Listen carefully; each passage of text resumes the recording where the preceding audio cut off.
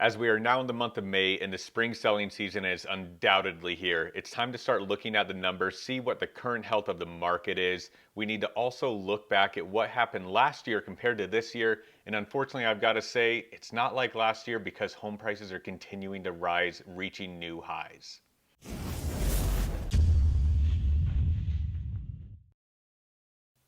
Now, real quick, I'm Bryce Edwards. I host this YouTube channel. I give you monthly market updates. I do some other educational videos as well on this channel. If during any time during this video you think you'd like to reach out and get some specific information about a neighborhood you want to talk about, I've got all my information below in the first line of the description. So let's talk about the general health of the market, what I'm seeing on a day-to-day basis. I would say even though mortgage rates continue to be high, they're just unrelenting. The Fed hasn't made a single cut this whole entire year, pricing in only maybe one cut in the whole calendar year of 2024. Mortgage rates continue to be high, home prices are now climbing, and the number of sales remain record lows. So what I'm seeing on a day-to-day basis is great homes are still selling in just a number of days. I'm seeing the number of cash transactions be very high. A lot of people are still moving here. They have so much equity in their homes in other states. They're just purchasing here all cash. In addition to that, there's plenty of people still utilizing typical financing, conventional FHA, VA loans. A lot of these people are banking on rates going down in the coming years and they can refinance at that time. It's very important, like I've talked about before on this channel, you've got to purchase that way with the rates in mind now. You've got to be able to afford that payment and hope for some relief in the future. You can't just, there's a lot of people 2-3 years ago that were telling their buyers, marry the house, date the rate. I don't know what conversations they're having with those same buyers now when their interest rates have now gone up because they've done these 2-1 buy downs, and now they're back to a 7% interest rate, 6% interest rate when they were hoping to be down in fours or something like that now. So how we do these market updates, I just gave you kind of my thoughts on the market, that it's still a good market to purchase in. There's still good homes selling. We're just very low in inventory. So how this update works every month is I'm going to break it up into 3 segments. We're going to have the general market report, which will be first. We have the luxury report, and then we have the high-rise report. So if you're only interested in one of those 3 sections, I would jump to there. Before we get into any of those, I will just tell you what the current monthly mortgage rate is as I pull this up, and we will jump you onto my screen here. So this chart we're looking at pulled yesterday, same day I pulled all of the data. I'm recording this on May 2nd, so all of this was pulled on May 1st. So as you can see, the 30-year fixed 7.41%. I think we got a little bit of relief in the bond market today, but still sitting around 7.4. If you're an FHA or a VA buyer, you're under 7%, but it's still not that great. Jumbo loans, 7.60% is what we're currently sitting at. It's just crazy to look at this chart, just looking at this steep vertical climb, way too much money pumped into the economy, all the stimulus given, rates kept too low for too long. It's going to be a little while to get out of all this, but hopefully we're going to see some relief in the second half of 2024, beginning of 2025 as far as rates go, but really that's anybody's guess at this point. So now let's start looking at a few different charts. General market is what we're going to talk about first. The first chart we are looking at is just the active number of listings. This is pulled from the last 10 years in the Las Vegas market. This is purely residential, so it's single family homes only. It's not condos, it's not townhouses, just single family homes, because that's mainly what they build here in Vegas for the most part, even though townhouses have definitely been increasing in the recent years. So as you can see, we had, after the rate started going up, we had quite an uptick, and then in number of listings that is, and we've been just sitting so low for the last year. It's been really hard for a lot of my buyers. I've got a whiteboard of buyers over there. Some of you guys that actually watch this channel are on that whiteboard. There's just nothing to sell a lot of people. If you have any sort of specific requirement, if you want a view, if you want, a special feature in your house, if you want a particular neighborhood, the number of listings are just so low. For some people, I'm having to handwrite letters for people to try to find them homes in certain towers in certain neighborhoods. It's just so hard to actually find anything right now. So historic number of listings, it's still low. We don't really see any relief in this because everybody has the golden handcuffs on, which basically means they purchased when interest rates were 2 and 3%, and they're just accidentally stuck in those houses with their golden handcuffs, where if they wanted to sell, they have nowhere to go because they can't afford that new payment and they don't want to give up their old payment.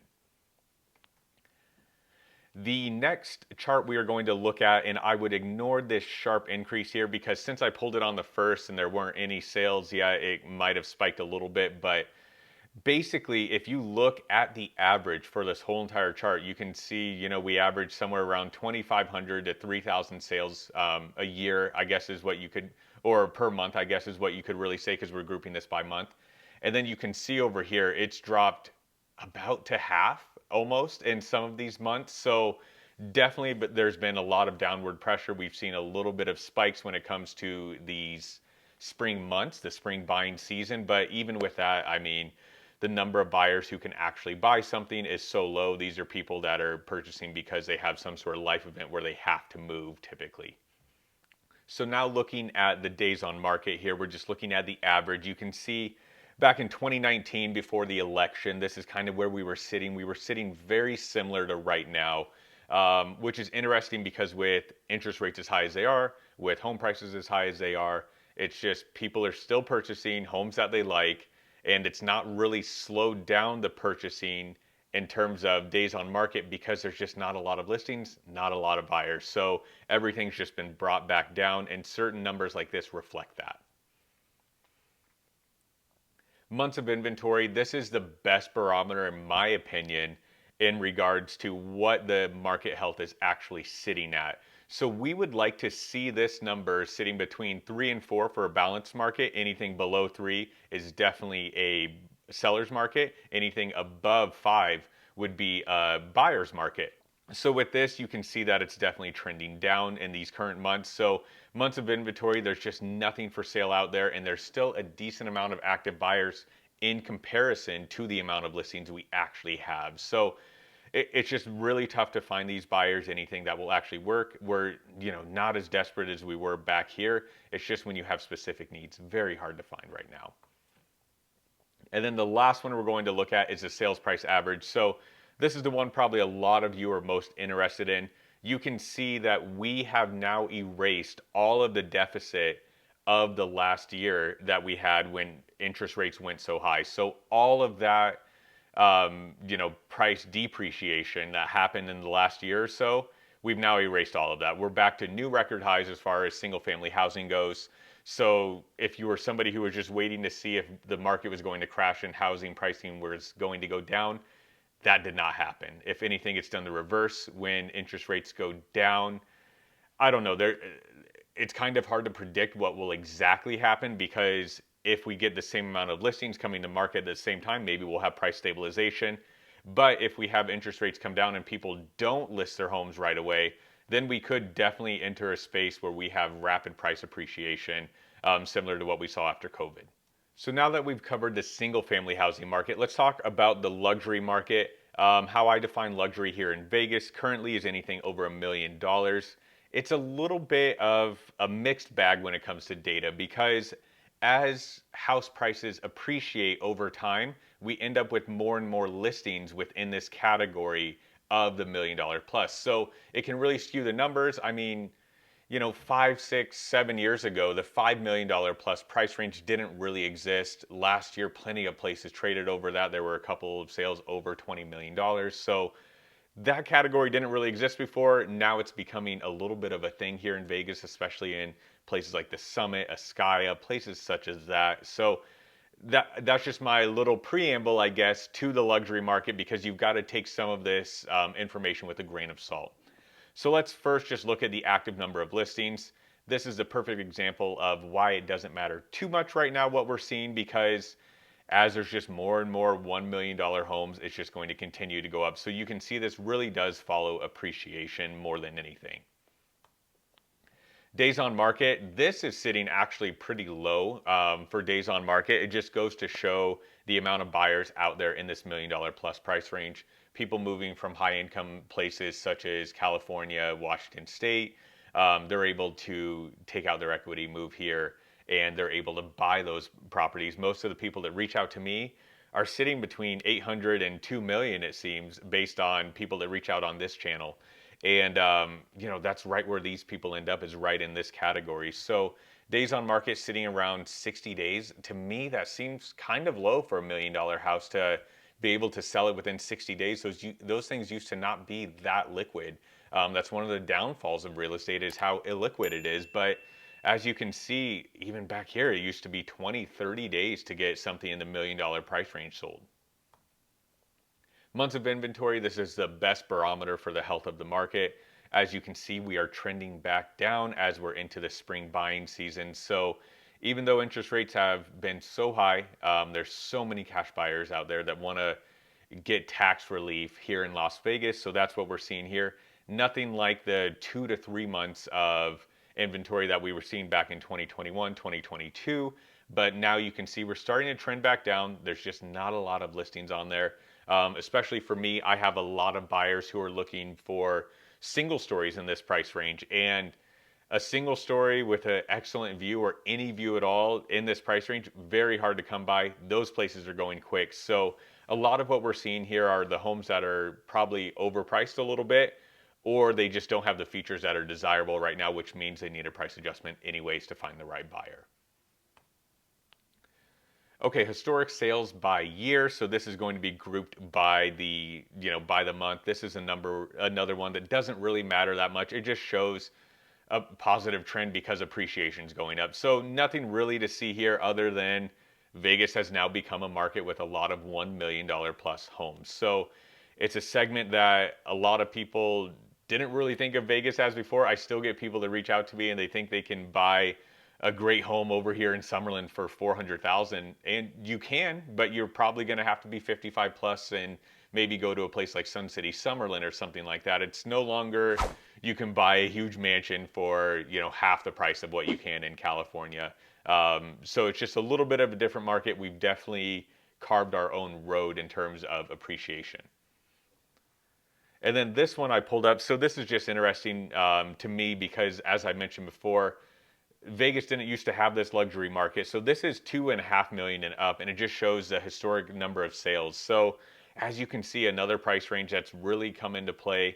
There's just so many more sales happening in 2 million plus. You can get some great homes for that. You can get some really big homes and great communities for that money. So I just thought this chart was a little bit interesting to see that is an active selling price point here. It's not just a 1 to 2 million. 2.5 is very active as well. And then the last thing, this one doesn't even really matter that much. This is just sales price average. So we're just seeing that it's sitting, it's trending a little bit up, but it's sitting pretty flat. And the reason for that is what I keep talking about. There's just so many more listings that sell for $1 million flat, $1,100,000. So there's just going to be so many more sales that happen at the bottom half of this chart than there is at the top. So that essentially wraps up the luxury market. So what we're seeing in the luxury market is we're still seeing great homes sell really quick. I've got some great properties under contract right now in this price range. I've got 2 of them that'll close in the next 30 days. So yeah, in this price range, we just have so much out-of-state money coming into here. This is the area a lot of people want to be in. This gets you into a lot of the country clubs. It gets you golf course views, and that's what a lot of people want. They don't want to move here and just have a brick wall in their backyard, and you have to pay for that. So healthy luxury market, plenty of cash still coming into Vegas. We'll see what the future holds for that, especially with some of these new developments that are really interesting in the area. So our last one is going to be the high-rise market. So as you know, it's kind of a theme on my channel. I feel like I'm somebody who specializes in the high-rise market a little bit, even though we don't really have that many sales that happen every year. I've just found that there's a little bit of a need for it because not a lot of people understand the nuances in there. So there's a lot of opportunity to be able to help these buyers purchase in areas that they wouldn't be able to normally. There's so many people that want to purchase in Vegas, lock it, leave it, live in a great high-rise tower with all the amenities, and be able to just leave it, go travel the world. A lot of people that are older, wanting to retire, stuff along those lines. So to me, it's an opportunity. There's going to be some new developments in the next couple of years, like the Cello Tower, like in McDonald Highlands. There's going to be the residences down there. So there's a lot of interesting stuff coming up in the high-rise market, and it's something that, like I said, I take advantage of. So this is just looking at the number of listings. This almost mirrors what we're seeing in the single-family housing market. So there's just not a lot of inventory right now. I have multiple buyers right now that there's nothing to sell them. They want in specific towers, they want specific floor plans. In certain towers, there's maybe only 10 of those floor plans, and there's 0 for sale. So that's a lot of what we're seeing is we're just seeing that there's not a lot to sell, and good units are still going quickly. I just put one of my buyers under contract on one, and we saw the same day it got listed, and they had 3 offers the next day. So if it's a great unit, they're still selling very quickly. Anybody who's sitting on the market too long, they're probably a little bit overpriced or don't have the desires that a lot of people want. This is just a historic number of sales by year. So we've seen this number essentially halve itself from the 2021 rush. During that time, that market was even crazier with high rises because people were doing multiples on the same day they were listed. With high rises, I mean, you really know what you're buying without seeing it in person. So people were able to make sight unseen offers on a lot of these. Vidara is a good example. There's maybe 1 or 0 listings. I think the one just went under contract today. So 0 listings in the whole building out of 150. Whereas, not that long ago, a year ago, maybe a year and a half ago, there were 10 to 15 listings in there. So 10% of the whole building's inventory was listed, whereas now there's 0. So there's a lot of towers that are like that. We're still seeing some of the volume towers trade, such as Signature MGM, Signature MGM, Palms Place, places like Veer still trading, but not as hot as it used to be. And Trump Tower. I mean, some of those ones that you can Airbnb are definitely still attracting people. This is just days on market, so this is telling you basically how long it takes to sell something here. We're seeing the high rises aren't quite as liquid as some people would like them to be, so sitting kind of just north of 60 days on market, so that's how long it's taking a good unit to sell. Months of inventory, so this is the best barometer of if we're in a buyer-seller market. Really, we're sitting pretty balanced right now. It's just so unit specific, and if you've shopped for a high rise at all, you know how important it is to get the right floor plan, how important it is to get the right view, maybe to be in the right tower. So a lot of that is what's making this number probably sit a little bit higher than it is, even because there's so many units listed in these towers that people don't want because of the view or maybe because it needs certain remodeling. And it's just cranking up these numbers because it's just sitting more and more on the market. Sales price, so you can see a steady incline on this. Appreciation isn't a huge thing when it comes to the high-rise market. You definitely still see it in certain towers, but in general, it's not something where you typically buy a high-rise for rapid appreciation, speculation like you would in a single-family home. So still definitely seeing appreciation, but it's just not as crazy as you'll see. It's very steady, as you can see, going up over the years. So essentially, to wrap up the high-rise market, I would say that a good unit is still selling very quickly. If you've watched any of my other videos, you know this market is highly motivated by cash buyers. So last time I pulled the numbers, it was over 60% of all the sales in high rises happen for cash, especially when you're in towers such as Waldorf, Panorama, the Martin. That's mainly because of just the financing, stipulations regarding those towers. We have lenders that can get through those, but a lot of people don't, and sometimes the seller won't even accept an offer unless that particular lender has closed a loan in that building in the last 6 or 8 months or something like that. So that's what I'm seeing in the high-rise market. Great units are still selling quickly. If you are looking for something very specific, you've got to be on top of the market.